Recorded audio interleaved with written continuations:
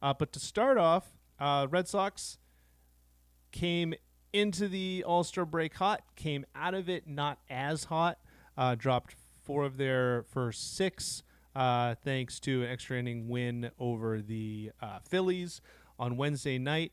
Mike, you alluded to something last week coming out of the All-Star break saying that we really don't know what this Red Sox team is, and we will find out once they start playing some tough competition. They played the Cubs and the Phillies, and I think it went predictably. I think it was not an abject disaster. They didn't get swept, but it was obvious that they were facing a different level of competition that they have faced. They're facing not just the National League, which is stronger overall, but a couple of the premier contenders in the National League. Excuse me, and going 1-3 against both of them is predictable.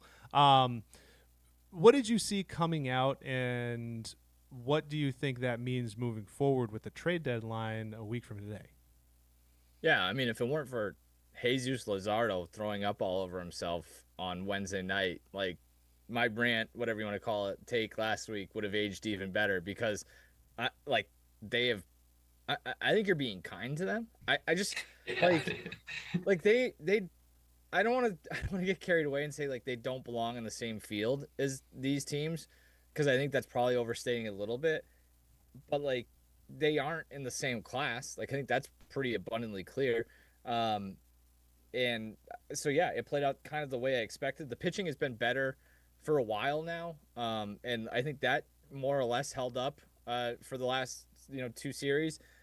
But the offense and like this is the thing is like Alex Cora coming out and spiking the football a week and a half ago or whatever, being like, we're more balanced, we're making more contact. Like, just wait till we get Masataka Yoshida back in this mix as a way of being like, we don't need Rafael Devers.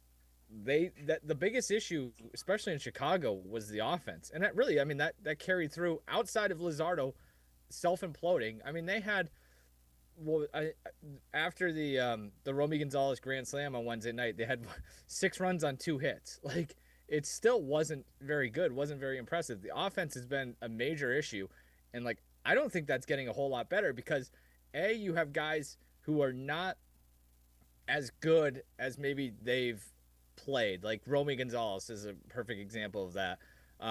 Narvaez continues to, maybe he just is good. I don't know. But like those are the types of guys that I look at, and it's like once the pitching and the level of competition gets better, those are the guys who are going to get exposed more than anything else. And that's coincided with a little bit of a dip for guys like Roman Anthony or Marcelo Meyer. And like both of them are showing signs of being great Major League Baseball players in the long run. But like that's the thing is when you start leaning on, unstable chair legs, like eventually the chair is going to fall over. And so I don't think it's totally fallen over yet, but it's played out kind of the way I expected. What's interesting is now they've got like the Dodgers coming up. I think they've got the Yankees too. Like that looked a lot tougher 6 weeks ago, but still, I could totally see them being the get right for both of those clubs because I think that's the sort of you know competition that a team like the Dodgers or the Yankees would kind of look toward to get right. So, they have the Mets coming up too soon. They were And the the get right. Astros too. They were the get right Yeah, for the Cubs and the Phillies too, because yeah, right, that was one of the exactly, things at the right. All Star break. Both those teams, it was like they've kind of faltered the last couple, and then they came out and they each took 2 out of 3 from the Red Sox, and now they're right Yeah, back like at I know two. with like Yeah, the Dodgers, like the sample size is getting increasingly big, and that's maybe they just aren't as good as we expected them to be, but that's still a pretty talented bunch. Like Otani's gonna win them at least one of those games just by I know he got moved back in the rotation, so a bit of a win for the Red Sox in that regard. But like yeah, it's been they are a middling team that is taking advantage of shit and taking advantage of playing in the American League and like I just think looking ahead to the trade deadline, it would take some massive balls to be like, I know what we're looking at here, and it looks like we're closer than we are, but we're not, and we're gonna make a tough decision here, and we'll wear it. Like we stink. We admit that we should have been better this year. We didn't play out the way we wanted it to, but look what we've got coming, and that would take a lot of gumption because I think people like myself are sick of hearing wait till next year in like a non-traditional sense. that's what's annoying. But like at least they could rest on being like, well, we have a good young core that we're building around here. You have to extend Bregman if that's going to be the case. Um, but yeah, like augmenting this core with controlled players who are going to be better 2 years from now than they are now, maybe that's the way to go. I just don't know which direction they go now because now you're almost back at like what was the it was it 2022 the Bloom one where it's like are you half in half out and like again this is another thing I mentioned last week. Breslow insisting for like 3 weeks that they're gonna buy after trading away his best player, only to see his team come out and flop after the All Star break, and now they are in 500 purgatory, you know, in the mix for a third wild card just to get their doors knocked in by somebody else. It's a they've kind of backed themselves into a weird spot, and I'm not entirely sure what the best route out is. So Sean. Yeah, I was gonna. Yeah, I would. I'm. I would say I'm as pessimistic as Mike. I think the fact that you need to. I mean, they go 2-4. They have to win the series finale of each of them to avoid the sweep. Yet last night, Wednesday night was maybe their most dramatic win of the season. So you need to have that go your way as well. Um, and it feels like with that, and then we haven't really talked about the Marcelo Mayer injury for what that is going to oh be. yeah. Who knows? But there that adds to the context. It certainly adds to the context of the trade deadline and everything as well. And then I think it was who was it? I can't remember who had the report, but essentially the report was that there's no large scale. I think was the quote. There's no large scale. It might have been Passan actually. That there was no large scale deadline moves expected, and I just think like those kind of coming out once was that adds to the pessimism. I want to put a pin in that. I'll let you reply or respond, Ben, and give your take. But like the passing thing, I'm gonna pull that up. There was something in there where they're like, basically the Red Sox are like we're smarter than everybody else, and if the value's not there, the value's not there. So at some point that gets a little. But Ben, I don't know if you want to reply where they're at right now or whatever. No, I think to both your guys' points, I don't know if it's the Red Sox front office or fandom, but they choose the weirdest like golden elephants, the weirdest sacred cows. Like they're talking about like they want to get young controllable assets, but not give up the pieces that the other team would accept and the pieces that support like Jaron Duran. To me, like a clear thinking person says, absolutely, I trade Jaron Duran in a heartbeat for something I need more than a 29-year-old okay left fielder. But there's this like, no, you can't trade Jaron Duran. Absolutely, you should be able to trade Jaron Duran. Why is he a piece that is all of a sudden we can't move this guy to get something we need more? A very replaceable player.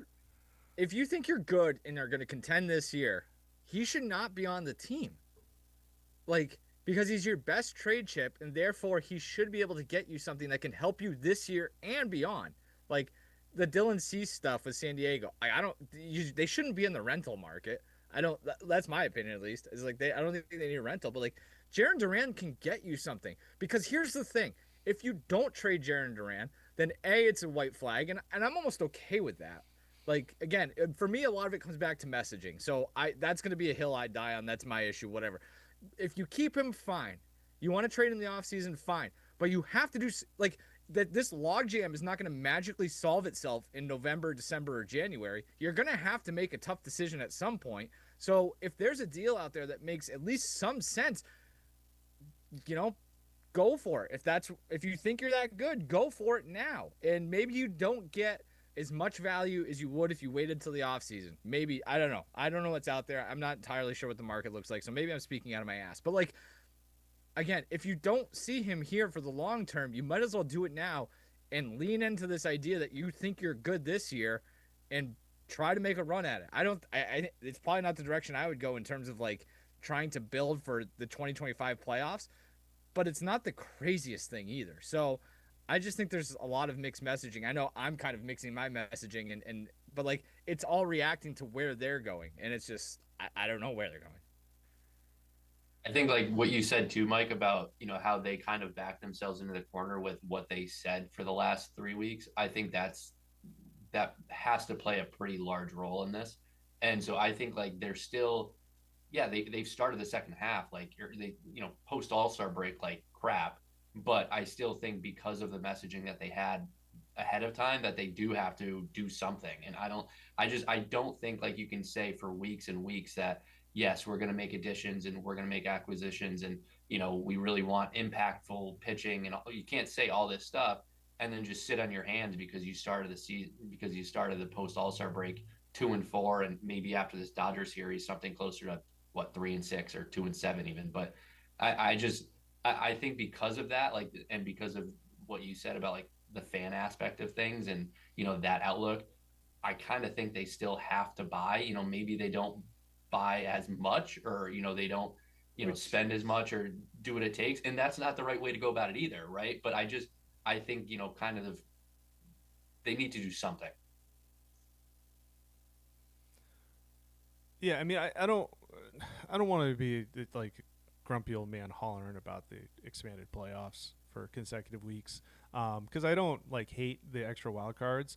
But sort of like I mentioned, how the additional wild cards have changed the approach to the trade deadline.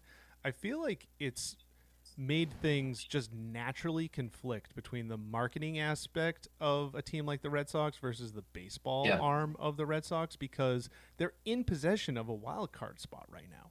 And Mm-hmm. that makes it Mm-hmm. really tough because from a PR standpoint, you're trying to sell to fans, our team is in the race, come see them, buy tickets, buy concessions. Uh, that's its own nuclear football right there. But then from a baseball standpoint, like it's really probably not the best thing to try to buy from a baseball perspective. that, Or Mm-hmm. so you have these kind of yeah, competing things now where yeah. if it was once upon a time and they were 3 games out of a playoff of the wild card spot with 4 teams ahead of them, you would be, oh, they're absolutely selling and that's the best for them from a baseball standpoint for the next 3-4 years. But now you can't really do that when you're in Yeah. possession of a playoff spot as of this moment. Well, that's why somebody's got to get their shit together over there. Again, like Sean, you mentioned, they've been. The thing. It's not just the last 6 weeks. I've made this point a bunch, so I hate going back to it. But it's the last 10 months. Sam Kennedy said after the season ended last year, or maybe it was more of an off-season thing. I don't know, but like they're like, we're building this thing up, and in 2025, our goal is to win 90 to 95 games and compete for the division. Well, they're on I forget what it is, like an 85 win pace right now. They're kind of sort of in the division, but it's like, yeah, man, you said, 8 months ago that you were gonna try to go for it this year, and then the head of the baseball operations 6 weeks ago said that we're gonna keep buying, and nothing has changed since then. And if anything, your hope is inflated by beating the tar out of historically bad baseball teams. So it's like they almost have to, but again, I just don't think that's the best course of action. And that probably comes off as me speaking out of both sides of my mouth because like the last thing I want to do is hear another press conference on October 5th that's like, we think we're really close and this is a great core. And you're seeing the tremendous strides that Roman Anthony has made this year. And we're very excited to have a full season of those guys. And, Cedon Rafaela is the new Mookie Betts. And, it's just like, I can already hear that playing in my head. So, but like, I guess the only thing that would make me happy, and this is a very specific thing, is if they sell at the deadline because they have incredible pieces in a seller's market, and then they come out and say, we just didn't do enough this year and we were wrong, and we admit that. And I just don't think that's going to happen because, to your point, Ben, that goes against kind of both of these pillars. So it's like, I don't think they put themselves in that position. So.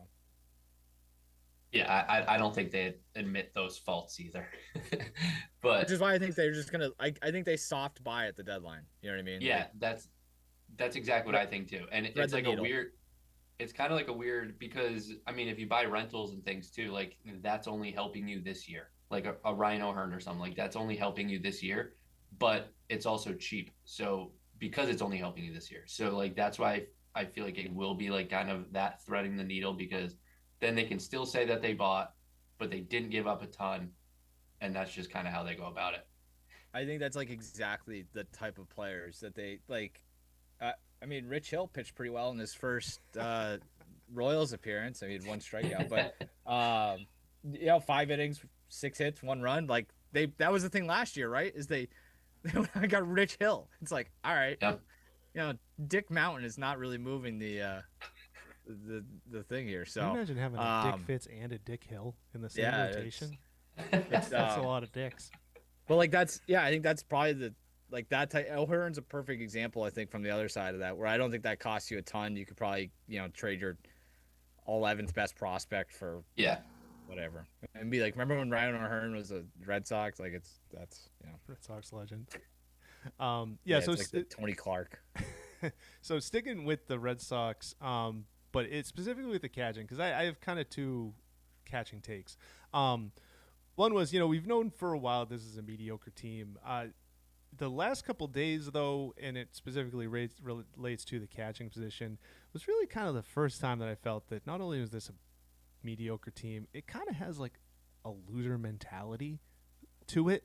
And I'm referring to the catcher's interference calls, which directly led to or contributed to the 2 losses in Philly. Not the transgressions themselves, but the players' reaction to them. Even a lot of the fans, I thought, too, blaming the rules or the umpire or whoever for making this call, for saying that the Phillies batter was gaming the system, or they didn't know this about a play at home. They have to look at that rule. And I was like, that's when it becomes, this is not a winning mentality. That is, if there's something wrong with the rule, why are you the first team in 50 years to have a walk-off catcher's interference? Everyone has been able to avoid this for half a century except for you, but it's the rule book's fault. It's the umpire's fault for applying that. And that those two kind of things are kind of like, what are we doing here? Like, how many fingers can you point when you're the person who doesn't just stay behind the plate to catch a pitch? I think you're slightly overstating baseball is weird. Like, it's a statistical anomaly. Like, a walk-off on a catcher's interference, I get why that hasn't happened in 50 years. I don't think that's a direct reflection of the baseball IQ of the players involved. But I will say, to take your point a different direction, to get catcher's interference 2 nights in a row is it maybe more telling. And the one on the walk-off was kind of whatever. It's I get there's a lot of dumb rules in baseball. It is what it is. I think the Tuesday night one was a more telling transgression on the Red Sox part, because like that starts with the pitcher, right?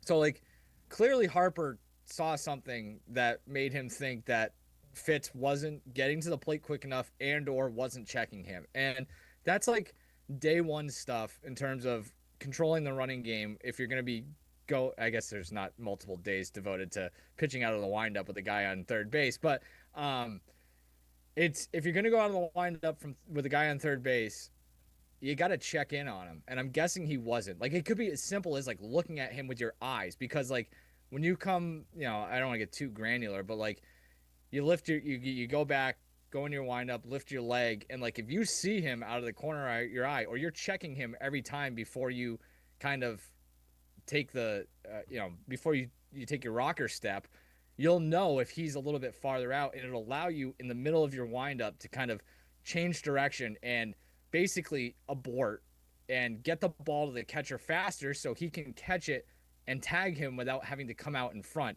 But because Harper got such a huge head start based on Fitz's lack of attention to the base runner, it makes Narvaez look like a doofus too.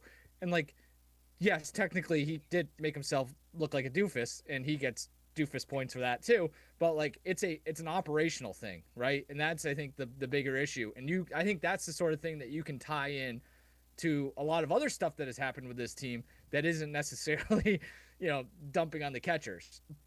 It's just the catcher's turn right now. Like, that's where we're at with this team and that's been the thing too with, when they're running train on the Rockies and the Reds and the Nats, like, they were still making dumb plays from time to time. It was far from flawless. And you're seeing it the other night. Like, Jaron Duran truck sticking guys in the outfield. It's like one of these weird, peculiar, like that's not how you do it. Things happens seemingly every night. And like I said, this is just the catcher's turn right now, and I don't know what that is. I don't know if that's like Cora gets some of the blame for that. Sure, Bailey gets some of the blame for that when it's talking about Fitz. Veritek, I don't. What do you do? And then like, then it's the way that they. And this is a much deeper discussion that we've kind of touched on before. Is what are you being taught at the minor league level, and how are you being coached, and things like that. And like the Red Sox deserve some of the blame for that. But again, now it's my turn to be old man yelling at the clouds. Like this is also kind of like a byproduct of the bigger thing with the sport as a whole before we even get into professional ball, that like you're probably not being taught stuff as, as diligently as you've been in the past, because it's more about like, how do we increase your spin rate?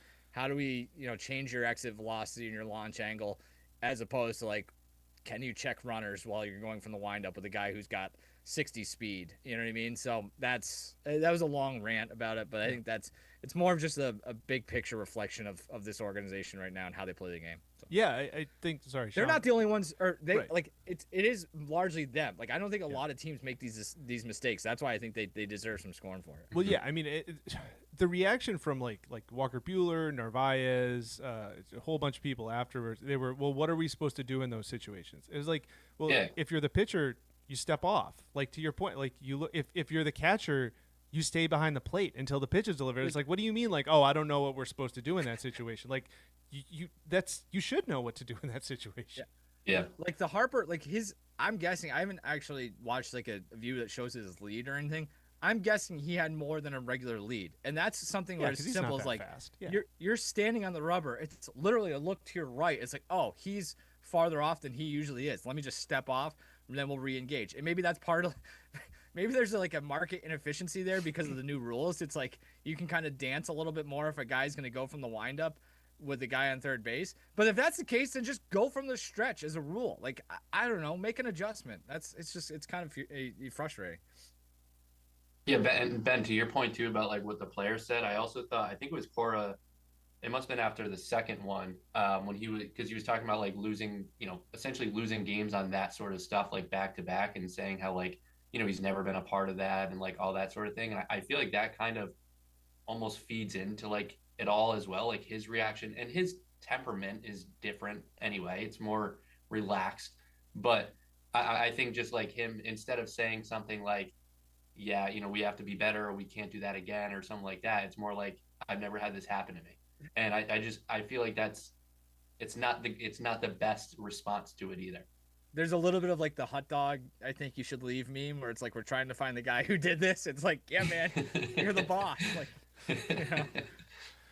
Yeah. So my kind of second related catcher thing is something that's been developing over a few weeks. So Carlos Narvaez is one of the bright spots of the season, like absolutely. If you're ranking like the least amount of problem on this team, he is one of those. Like he's the answer. I was, though, someone was ranting at me earlier this week about their catching situation, and she was just up and down cussing Connor Wong, saying get rid of this guy, trade him, whatever. And he's had an absolutely useless season. Like it's without a doubt. I just want to hold up a little bit on Narvaez. There's a reason the Yankees were okay moving him within the division. And we haven't seen a lot of it yet, but we have seen some stuff. We've obviously seen a lot of catcher's interferences. The ones over the last couple of days were very noticeable, but he has, I think, had 5 this season. There have been at least 2 instances this year where he gave up strikes directly down the middle because he popped up too quick to throw out a runner. It's like he came out of his crouch immediately. The ball was right down the pipe and blocked the umpire's view, and it led to balls. And, OB, I think, a couple times was like, how do you miss that? And I was like, well, because there's a human in his way. So I do think he's the kind of the catcher of the future. It's not unheard of, though, for anyone to have 4 good months in the major leagues. And he did homer this week, obviously contributed to a win. but I was kind of, in talking to this person, I was saying, well, at the end of the day, though, Connor Wong was an average major leaguer for multiple seasons. And so far, Carlos Narvaez has been a good major leaguer for half a season. So Yeah. I'm not ready to punt one and say that the other one is the next Johnny Bench quite yet. I think that the luxury of this season is they can obviously roll with Narvaez as long as possible because he's not going to be the difference between them winning a World Series or not. But I do think that Narvaez is he's likely not Cal Raleigh, and I do think that Connor Wong, long term is not this Connor Wong. I was trying to think of a really shitty catcher, but I couldn't think of a shittier catcher than 2025 Connor Wong. Got one goddamn RBI. You almost pulled a Shaughnessy there. Called him Colton Wong. Yeah, Huh? Every Wong the same to you. Two things. We just spent like a good deal of time ripping on Narvaez. Like he's like more or less won them the game on Wednesday night. Yeah. So I will give him that credit. Like he threw out a guy in the 10th, and then he's been arguably their best everyday player. I mean, yeah. And so yeah. So I guess the question, I think you make an interesting point about the Yankees thing, and it's like they clearly knew something. Well, it's like, is he a moron? Is Carlos Narvaez brain dead? Is he incapable of learning? Because like, this is fixable stuff. It should be. This kind of ties into the other stuff. It's like, is anyone coaching? Like, and I know they are. Like, I'm being a little bit simplistic, but like, you got Jason Varitek in the dugout. Like, and again, it's the first year. This is his first like really big extended taste of big league baseball, and I think it's gone very well. And I think it is a net positive. I think he's going to be a good player at a premium position for them for a handful of years. And if you can kind of sand down the things on the edges, you're going to be in a really good spot, especially for what you gave up for him and how you got him. But like, yeah, you kind of have to do it at some point. And I think the Wong thing is, excuse me, a good like cautionary tale. Like if we had this conversation 2 or 3 years ago, it'd be like, oh, that Connor Wong kid, look, super athletic, hits the ball pretty well, handles himself behind the dish, can go play first base in the pinch. Like there's value there. Now it's like, let's just shoot this guy to the moon as soon as you find somebody who can, squat for 9 innings and catch a ball and throw it back to the pitchers. So, yeah, I think that's an important thing to keep in mind. But like that's on them then. So it's like when you get a full off season with him, like get this stuff squared away. Yeah. Like, there's no excuse. I will deal with it this year because the bat's been so good and it's come from nowhere and it's actually given you a piece of a core moving forward. And that's on the whole passing grades for them and him regarding his situation for 2025.